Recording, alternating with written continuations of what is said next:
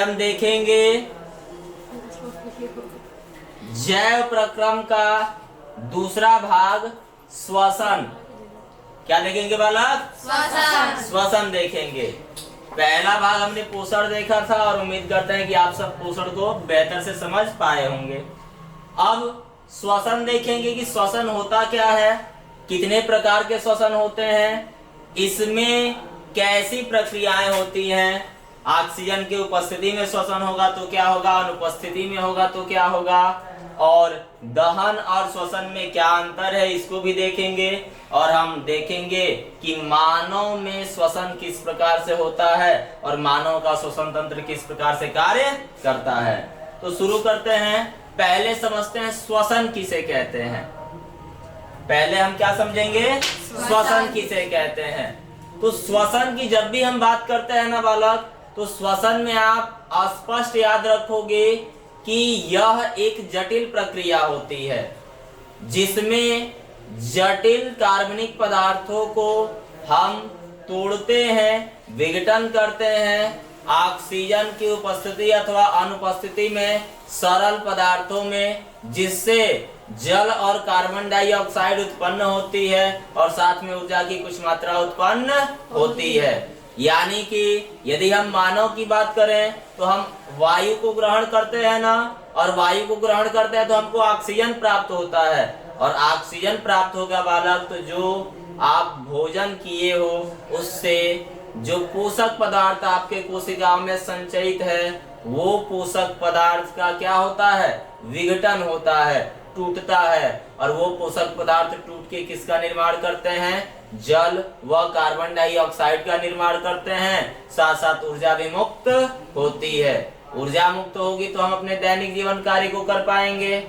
अगर ऊर्जा नहीं मुक्त होगी तो दैनिक जीवन कार्य को कर पाओगे क्या? नहीं। हम बोल पाएंगे क्या? नहीं। चल पाएंगे क्या? नहीं। और ना बोल पाओगे ना चल पाओगे तो बीमार पड़ जाओगे ना। क्या हो जाएगी? मोक्ष की प्राप्ति। और उसके बाद की कंडीशन तो आप जानते हो। तो श्वसन एक जटिल प्रक्रिया है जिसमें जटिल कार्बनिक पदार्थों का विघटन सरल कार्बनिक पदार्थों में होता है और कार्बन डाइऑक्साइड व जल मुक्त होते हैं, साथ साथ ऊर्जा भी मुक्त होती है। आप क्या कहते हो? श्वसन कहते हो। अब हम देखते हैं कि श्वसन कितने प्रकार के होते हैं। तो जब आप श्वसन की बात करोगे तो श्वसन दो प्रकार के होते हैं।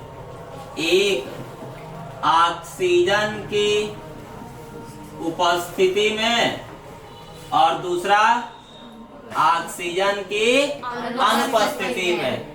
तो ऑक्सीजन की उपस्थिति में जो श्वसन होगा इसको आप क्या कहते हो? ऑक्सी श्वसन कहते हो। क्या कहते हो? ऑक्सी श्वसन कहते हो। और ऑक्सीजन की अनुपस्थिति में जो होगा उसको आप क्या कहते हो? अनाक्सी श्वसन कहते हो। क्या कहते हो? अनाक्सी श्वसन कहते हो। तो वह श्वसन जो किसकी उपस्थिति में हो? ऑक्सीजन की उपस्थिति में हो क्या कहते हैं? ऑक्सी श्वसन। और वह श्वसन जो ऑक्सीजन की उपस्थिति में न हो क्या कहते हो? अनाक्सी श्वसन। और इस श्वसन की क्रिया में कार्बनिक पदार्थों का क्या होता है? विघटन होता है, और विघटन से क्या बनते हैं? कार्बन डाइऑक्साइड व जल का निर्माण होता है, साथ साथ ऊर्जा मुक्त होती है। आप बेहतर से समझ लीजिए, जब भी ऑक्सी श्वसन होगा ना तो कितने एटीपी बनते हैं? 38 एटीपी का निर्माण होता है। कितने एटीपी का निर्माण होता है? 38। यानी ऑक्सी श्वसन में ऊर्जा की मात्रा क्या?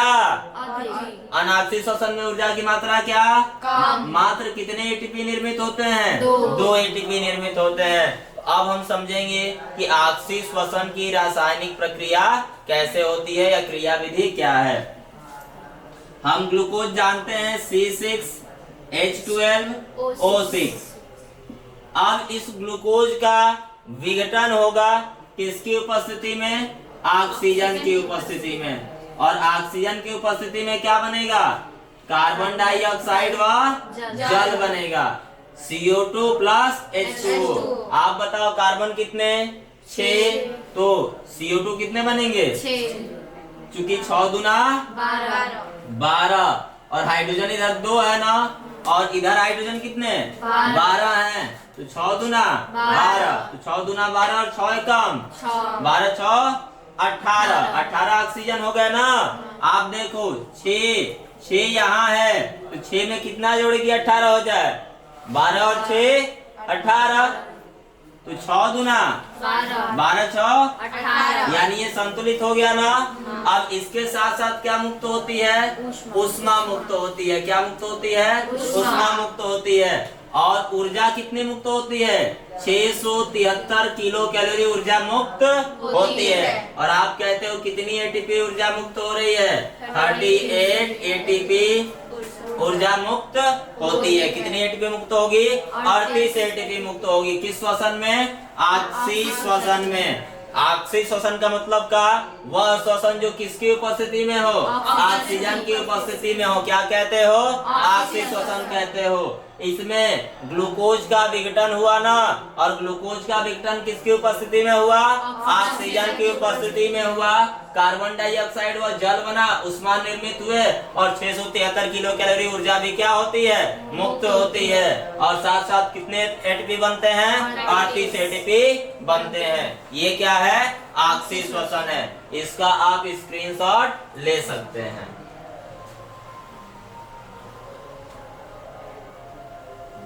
अब आगे हम देखेंगे बालक अनाक्सी श्वसन। आगे क्या देखेंगे? अनाक्सी श्वसन देखेंगे। अनाक्सी श्वसन क्या होता है बालक? नाम से ही क्लियर है ना, वह श्वसन जो ऑक्सीजन की अनुपस्थिति में हो। वह श्वसन जो ऑक्सीजन की अनुपस्थिति में हो। यानी अब ऑक्सीजन उपस्थित नहीं है, और ऑक्सीजन उपस्थित नहीं है बालक, तो हमको एल्कोहल प्राप्त होता है इसके विघटन से। Ethyl alcohol. कौन सा एल्कोहल? Ethyl alcohol. C2H5OH। और साथ साथ क्या मुक्त होता है बालक? CO2। क्या मुक्त होता है? CO2, carbon dioxide. आप बताओ उधर कार्बन कितना? 6 है ना। तो यहाँ 2 हम अणु लिए किसका? एथिल एल्कोहल का। एथिल एल्कोहल के कितने अणु लिए? 2 अणु लिए। एथिल एल्कोहल के कितने अणु प्राप्त हुए आपको? 2 अणु प्राप्त हुए। और साथ साथ क्या प्राप्त हुआ? Carbon dioxide. अब कार्बन डाइऑक्साइड देखो बालक, 1 कार्बन यहाँ है और 2 दूना 4। इधर कार्बन की संख्या कितनी? 6। इधर संख्या कितनी? 2 2 4 और 1 5 ही हुआ ना। तो इसको 2 कर दें। 2 1 कम 2, और 2 1 कम 2 हुआ, 2 दूना 4, 4 और 2 6। हाइड्रोजन देखो, हाइड्रोजन कितना है?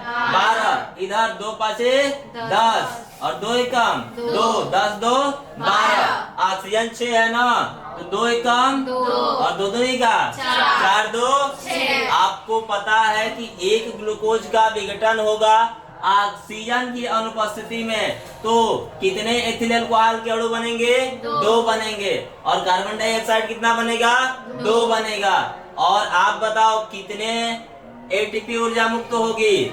2 एटीपी ऊर्जा क्या होगी? मुक्त होगी। या आप कितने किलो कैलोरी ऊर्जा मुक्त करते हो?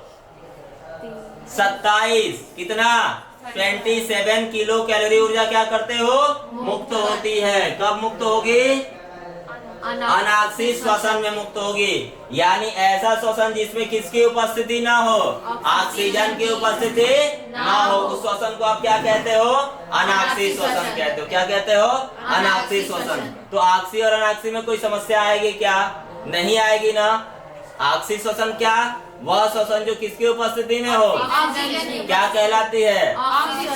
अनाक्सी में क्या? वह श्वसन जो किसकी अनुपस्थिति में हो? ऑक्सीजन की अनुपस्थिति में हो, क्या कहलाती है? अनाक्सी श्वसन। और आप सामान्य भाषा में बताओगे बालक कि ऑक्सी श्वसन या ऑक्सीजन की उपस्थिति में जो श्वसन होगा उसमें ऊर्जा की मात्रा क्या होगी? अधिक होगी। 673 किलो कैलोरी व 38 एटीपी प्राप्त आपको होते हैं। जबकि अनाक्सी में मात्र 27 किलो कैलोरी ऊर्जा प्राप्त होती है, और एटीपी के कितने अणु? 2 अणु आपको प्राप्त होते हैं। ये क्या था? ऑक्सी व अनाक्सी श्वसन। ये अनाक्सी श्वसन की अभिक्रिया है, इसका आप स्क्रीनशॉट ले सकते हैं।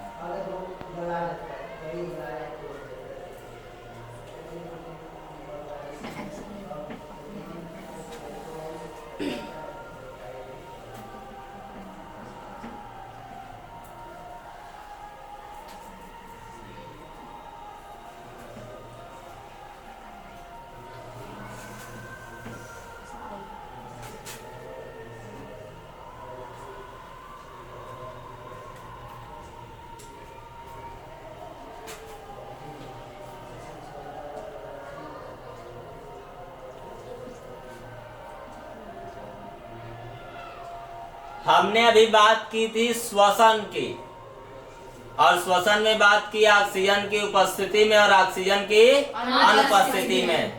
अब हम बात कर रहे हैं बालक जंतु श्वसन की। किसकी बात कर रहे हो? जंतु श्वसन की। और जब आप जंतु श्वसन की बात करोगे तो जंतुओं में जो भी श्वसन होगा वो किस प्रकार से होता है? एक तो बाह्य श्वसन और एक आंतरिक श्वसन। हम जानते हैं एक बाह्य श्वसन, दूसरा आंतरिक श्वसन। बाह्य श्वसन में किसका अध्ययन करते हो? बाह्य श्वसन का मतलब ये है कि वायु का आदान प्रदान। अब वायु में अनेक गैसेस है ना, वायु में तो कार्बन डाइऑक्साइड भी है, ऑक्सीजन भी है, नाइट्रोजन भी है, हाइड्रोजन भी है। तो बाह्य श्वसन क्या होता है, आंतरिक श्वसन क्या होता है, या अंतः श्वसन क्या होता है, इस बात को समझेंगे। और श्वसन की क्रिया विधि को भी हम क्या करेंगे? समझेंगे कि श्वसन की क्रिया विधि क्या होती है, कौन कौन सी क्रिया विधि श्वसन की होती है, वो कहाँ घटित होती है और किस प्रकार से होती है। पहले जंतु श्वसन को दो चरणों में हम बांट लें। एक बाह्य श्वसन, एक बाह्य श्वसन, दूसरा आंतरिक श्वसन, दूसरा आंतरिक श्वसन या अंतः श्वसन भी आप कहते हो। तो जब आप बाह्य श्वसन की बात करते हो ना बालक, जैसे यदि आप मानव की बात करो तो मानव का मुख्य श्वसन अंग क्या होता है? फेफड़ा। मानव का मुख्य श्वसन अंग क्या है? फेफड़ा है। और यदि मानव का मुख्य श्वसन अंग फेफड़ा है तो फेफड़े की आप बात करोगे, वायु का आदान प्रदान कहाँ से होता है? फेफड़ों से होता है ना। वायु का आदान प्रदान फेफड़ों से होता है। ये नाक के बाहर नासा द्वार है ना, नासा द्वार पीछे की ओर खुलती है नासा गुहा में, नासा गुहा खुलती है ग्रसनी में, और ग्रसनी के द्वारा श्वास नाल से वायु फेफड़े में पहुंचते हैं, और फेफड़े से वायु फिर इसी मार्ग से वायुमंडल में प्रवेश करते हैं। यानी गैसों का जो आदान प्रदान है फेफड़ों से और वायुमंडल का, फेफड़ों से और वायुमंडल का जो गैसों का आदान प्रदान है, इसको बाह्य श्वसन कहते हैं। क्या कहते हैं? बाह्य श्वसन। यानी ऑक्सीजन को ग्रहण करना और कार्बन डाइऑक्साइड को छोड़ना क्या कहलाता है? बाह्य श्वसन कहलाता है। सामान्य भाषा में समझिए, ऑक्सीजन को ग्रहण करना, ऑक्सीजन को ग्रहण करना और कार्बन डाइऑक्साइड को त्यागना, कार्बन डाइऑक्साइड को त्यागना क्या कहलाता है? बाह्य श्वसन कहलाता है। और जब भी बालक हम आंतरिक श्वसन की बात करेंगे ना, जब भी आंतरिक श्वसन की बात करोगे तो आंतरिक श्वसन में हम कोशिकीय श्वसन की बात करते हैं। कोशिकीय श्वसन क्या होता है समझिए आप। कोशिकाओं में ही भोजन का स्वांगीकरण हुआ है। भोजन के जो भी पोषक पदार्थ हैं वो कहाँ संचयित है? हमारे कोशिका में ना। और कोशिका में ये संचयित है, कोशिका के पास ऑक्सीजन नहीं जाएगा तो इस भोजन का ऑक्सीकरण होगा क्या? नहीं होगा। और ऑक्सीकरण नहीं होगा तो वो जटिल कार्बनिक पदार्थ से सरल कार्बनिक पदार्थ में विघटित होगा क्या? नहीं विघटित होगा। और नहीं होगा तो ऊर्जा मुक्त होगी क्या? नहीं होगी। तो जब हमारे फेफड़ों से रक्त के माध्यम से ये ऑक्सीजन शरीर के विभिन्न ऊतकों कोशिकाओं तक पहुंचते हैं, वहां पर उपस्थित जो भी कार्बनिक पदार्थ हैं ऑक्सीजन की उपस्थिति में उनका विघटन होता है और कार्बन डाइऑक्साइड जल के साथ साथ ऊर्जा मुक्त होती है। इस प्रक्रिया को ही आप क्या कहते हो? आंतरिक श्वसन कहते हो, या इसको आप सामान्य भाषा में कोशिकीय श्वसन भी कहते हो। यानी वह श्वसन जो कहाँ संपन्न हो, कोशिकाओं में, उसे क्या कहते हो, कोशिकीय श्वसन। बाह्य श्वसन को श्वासोच्छ्वास भी कहते हो। क्या कहते हो, श्वासोच्छ्वास। ऑक्सीजन का लेना और कार्बन डाइऑक्साइड का त्यागना है क्या, या श्वासोच्छ्वास आपसे पूछ दिया जाए तो ऑक्सीजन को ग्रहण करना और कार्बन डाइऑक्साइड को त्यागना क्या कहलाता है, श्वासोच्छ्वास कहलाता है। आसान भाषा में हम समझे ना, मानो कि हम बात कर ले रहे हैं, आप बाह्य श्वसन की बात करोगे तो ऑक्सीजन को ग्रहण करना और कार्बन डाइऑक्साइड को छोड़ना क्या कहलाता है, श्वासोच्छ्वास या बाह्य श्वसन कहलाता है। और जो भी जैविक रासायनिक क्रियाएं होंगी कोशिकाओं के अंदर ऑक्सीजन की उपस्थिति में, उसको हम क्या कहते हैं, आंतरिक श्वसन कहते हैं या कोशिकीय श्वसन कहते हैं। Is it clear? अब हम देखेंगे श्वसन की क्रियाविधि। मोस्ट इंपॉर्टेंट है बालक, और मैक्सिमम चांसेस है कि पूछा जाए। श्वसन की क्रियाविधि,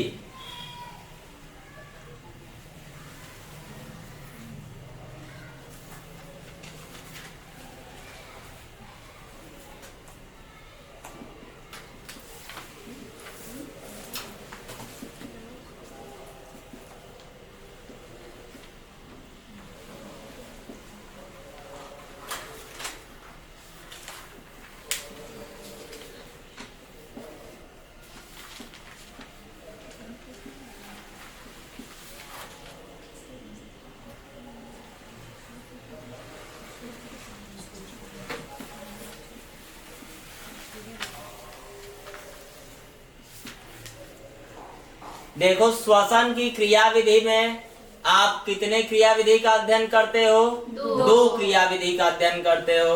पहले को आप क्या कहते हो, ग्लाइकोलिसिस, और दूसरे को क्या कहते हो, क्रेब्स चक्र कहते हो। अब ग्लाइकोलिसिस है ना बालक, नाम से ही क्लियर है कि वह क्रिया जिसमें ग्लूकोज का क्या हो, लिसिस यानी टूटना। ग्लाइको से आप क्या समझते हो, पहले ग्लाइकोलिसिस को समझते हैं। ग्लाइको से आप समझ लेना किसकी बात हो रही है, ग्लूकोज की बात हो रही है। किसकी बात हो रही है, ग्लूकोज की बात हो रही है। और लाइसिस का मतलब क्या, टूटना। लाइसिस का मतलब क्या, लाइसिस इंग्लिश का शब्द है और इसका मतलब होता है ब्रेक डाउन। क्या मतलब होता है, ब्रेक डाउन। ब्रेक डाउन का मतलब क्या, टूटना। यानी किसका टूटना, ग्लूकोज का टूटना। किसका टूटना, ग्लूकोज का टूटना।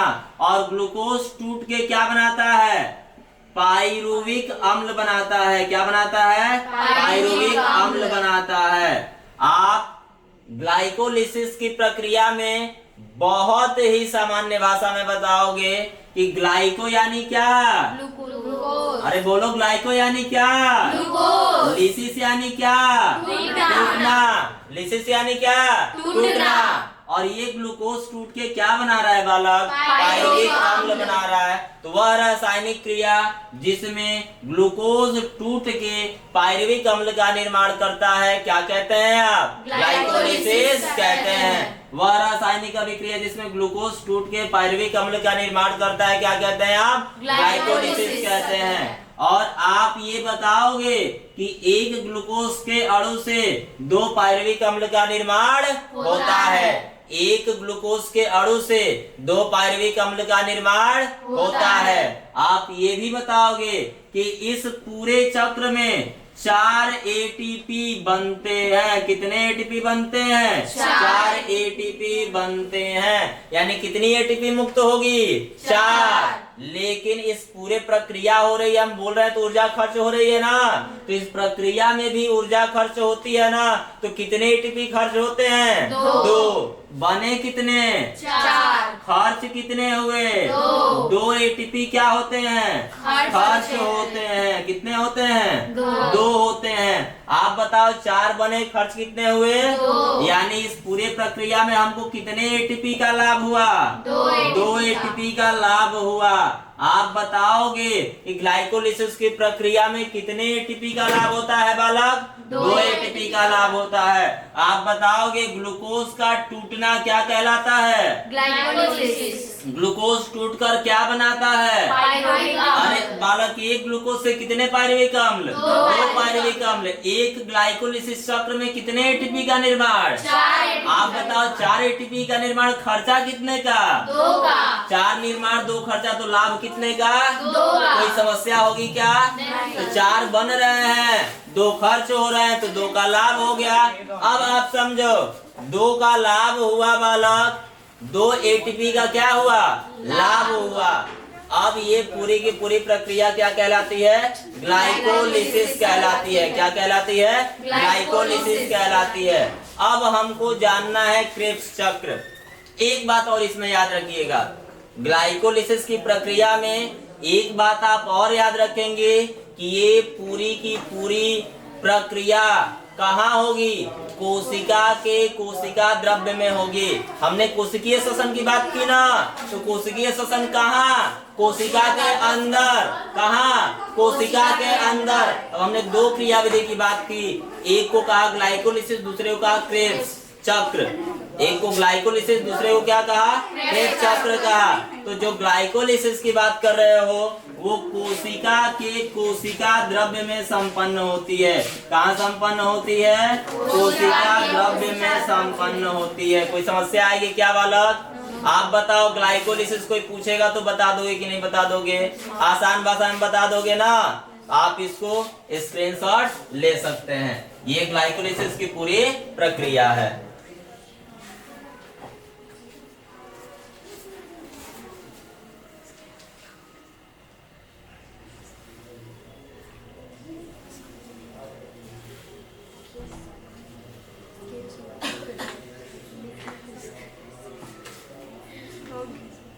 आगे बढ़ा जाए। अब हम दूसरी प्रक्रिया की बात करेंगे, क्रेब्स चक्र।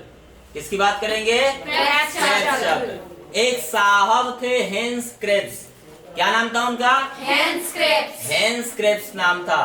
इन्होंने एक चक्र बनाया, जिस चक्र में इन्होंने बताया कि जो पायरुविक अम्ल है इसका विघटन कैसे होता है। उस पायरुविक अम्ल का विघटन कैसे होता है? अब चूंकि कोशिका में ग्लूकोज से क्या बनेगा? पायरुविक अम्ल बनेगा ना। एक ग्लूकोज से कितने पायरुविक अम्ल बने? 2 पायरुविक अम्ल बने। तो आपसे इस पायरुविक अम्ल का विघटन कैसे होता है वो हेंस क्रेब्स साहब ने बताया। और इस चक्र को क्या कहते हो आप? क्रेब्स चक्र कहते हो। क्या कहते हो आप? क्रेब्स चक्र कहते हो। इस क्रेब्स चक्र में आपको बहुत ही सामान्य भाषा में 1-2 चीजें सीखनी है। बहुत ही सामान्य भाषा में 1-2 चीजें सीखनी है जिसको आप सीखोगे। आप बताओ, ग्लाइकोलिसिस की प्रक्रिया के द्वारा क्या तैयार हो रहा है? पायरुविक अम्ल तैयार हो रहा है ना।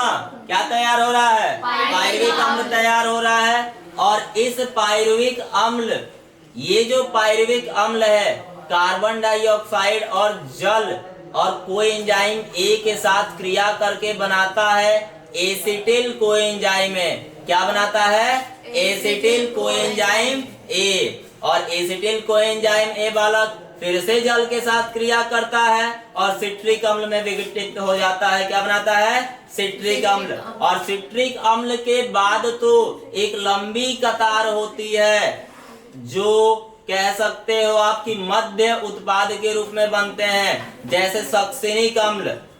सक्सिनिक अम्ल के बाद अल्फा कीटोग्लूटारिक अम्ल, फ्यूमारिक अम्ल, ये सारी की सारी क्रियाएं होती रहती हैं। और फिर से ये चक्र क्या होता रहता है?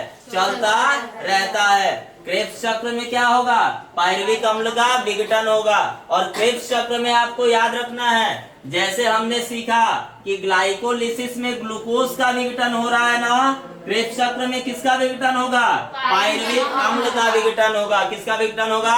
पायरुविक अम्ल का। एक विशेष एंजाइम की उपस्थिति में। किसकी उपस्थिति में? एक विशेष एंजाइम की उपस्थिति में, जिस एंजाइम को आप कहते हो कोएंजाइम ए। क्या कहते हो? Coenzyme A. इसी प्रकार से दर्शाते हैं। और वो बनाता है एसिटिल कोएंजाइम ए। क्या बनाता है? Acetyl coenzyme A. Acetyl coenzyme A, और इसी एंजाइम की देख रेख में यह पूरा का पूरा चक्र चलता रहता है, और इस चक्र को आप क्या कहते हो? क्रेब्स चक्र कहते हो। इसके बारे में मुख्य घटना है, ये जानिए। ये क्रेब्स चक्र भी कोशिका के अंदर होगा ना, तो कोशिका में बहुत सारे क्या होते हैं? कोशिकांग होते हैं। तो कोशिका के माइटोकॉन्ड्रिया कहाँ संपन्न होता है? माइटोकॉन्ड्रिया में।